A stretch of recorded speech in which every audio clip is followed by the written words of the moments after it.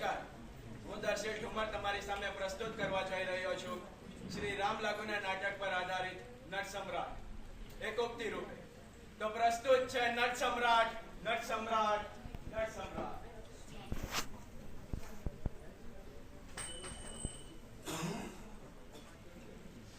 કોઈ ઘર આપશે, મારું ઘર, મારું ઘર, મારું નાટક બધું તૂટી ગયું છે.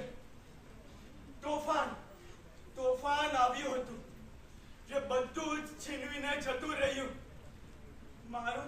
મારું જીવન જીવવાનું કારણ પણ, આ કારણ પણ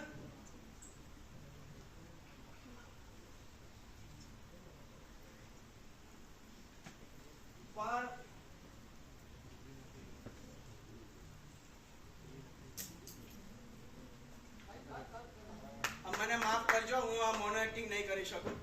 આ વર્ષ મારું ત્રીજું વર્ષ છે આ મોનો એક્ટિંગ નું. આની પહેલા પણ મેં 2 વર્ષ સતત મેં આમાં ભાગ લઈ પાર્ટિસિપેટ કરીને મેં મારું બેસ્ટ આપ્યું હતું.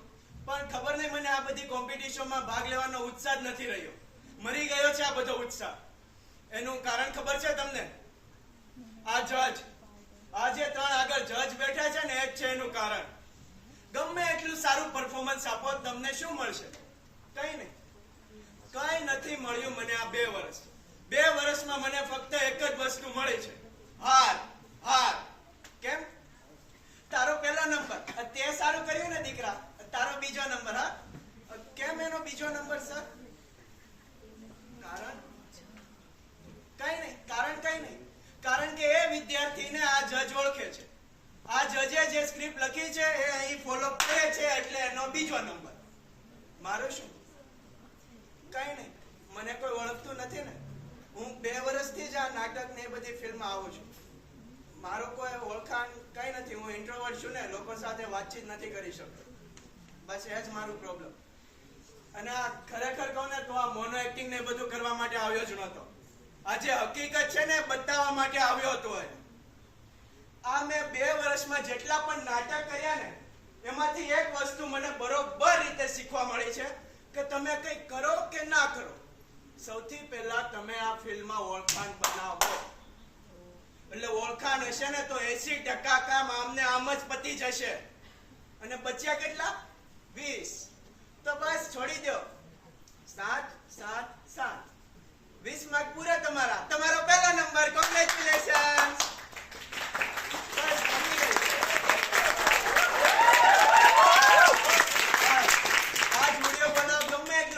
નંબર નહીં આવે, મારી ઓળખાણ નથી ને.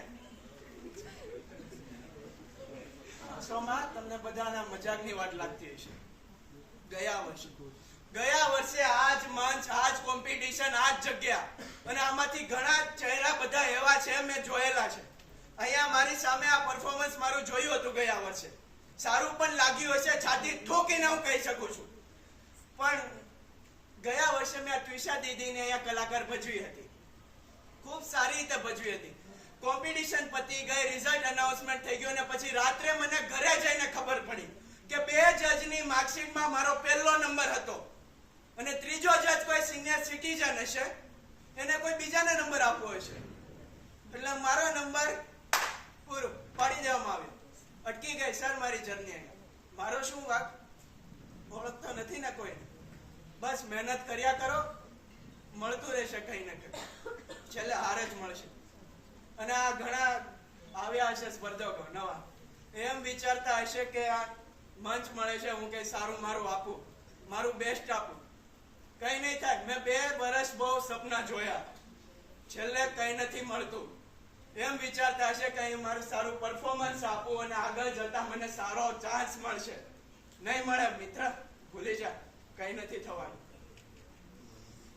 વધારે નથી બોલું, કઈ ભૂલ થઈ ગઈ તો માફ.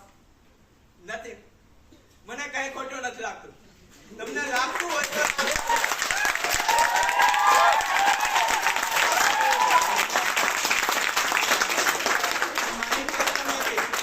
તમારી પ્રોબ્લેમ છે, હું એમાં કઈ ન કરી શકું.